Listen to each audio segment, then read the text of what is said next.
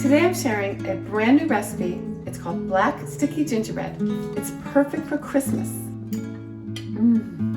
It's to die for.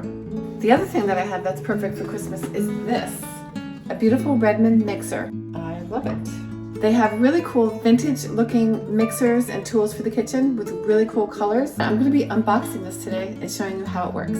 So imagine opening this up on Christmas Day or giving it as a gift to one of your favorite bakers.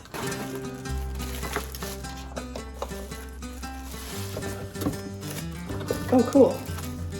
So there's your dough hook, a whisk, 2 beaters, and another dough hook. Now here's something really cool, a measuring cup. Really nice. See, it has the little lines right on there. And you can fit all your pieces in here. There you go. I love it. This recipe starts with water, so it's a half a cup of water. And then 2 sticks of butter. Okay, so we have 3/4 cups of honey. And we're gonna add 1/4 cup of molasses and 1 cup of tightly packed dark brown sugar. Put that on low. Now in this bowl I have 3 cups of all-purpose flour, 1½ teaspoons of baking soda, 1/2 teaspoon of salt, 2 whopping teaspoons of ginger, 2 teaspoons of cinnamon, and 1/2 teaspoon of allspice, and 1/8 teaspoon of ground cloves. Now I'm going to stir that up, and I'm going to get my mixer ready.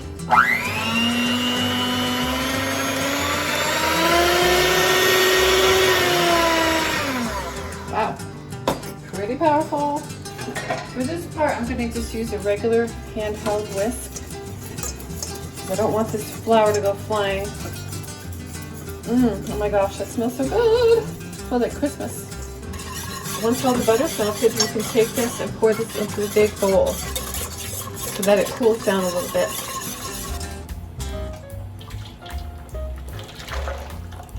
Okay, now it's warm to the touch, and you can go ahead and add the eggs. You want to beat well after each addition.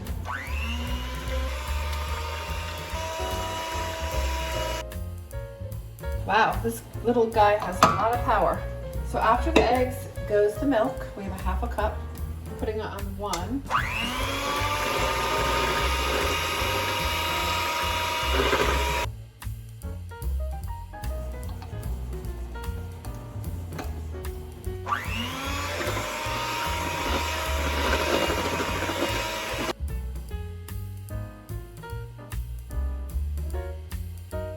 Because I don't want to overmix it.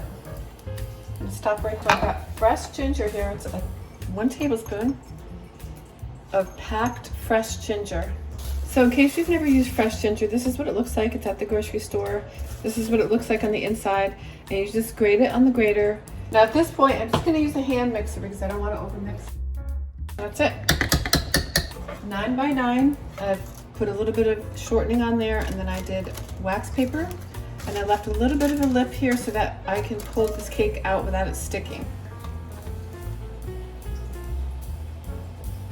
And that looks like plenty of batter. Okay, it's going right in. 350 or 325 if you have a convection. Take that out in about 1¼ to 1½ hours, or until it springs back when you touch it, or you put a toothpick in and it comes out clean. Now make sure to always unplug your mixer before you do this part. You push the eject button here, and those come right out.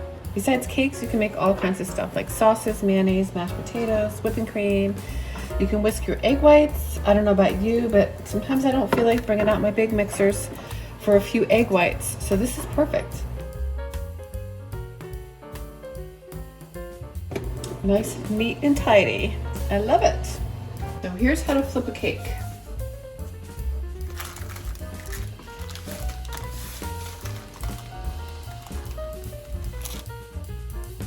So about 1/2 container.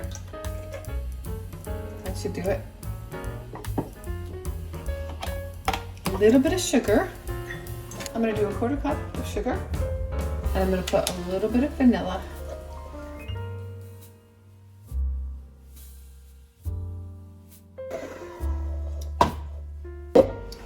So basically I'm just going to show you a really simple decoration. Like, I'm going to use whipped cream just to cover the whole cake. I've got some greens here. This is just thyme from my garden. Some sprinkles, because I think sprinkles are pretty and they're easy. And then I've got some gold ribbon that I might use to put around the cake as well.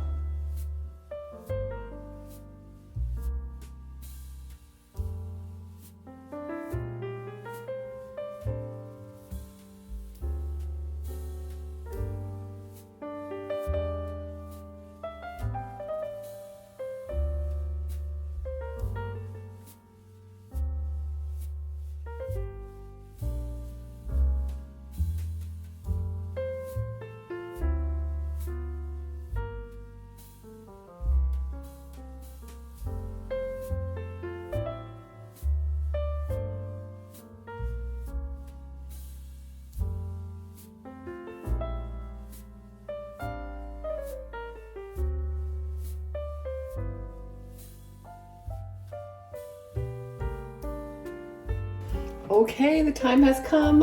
I'm going to try this cake.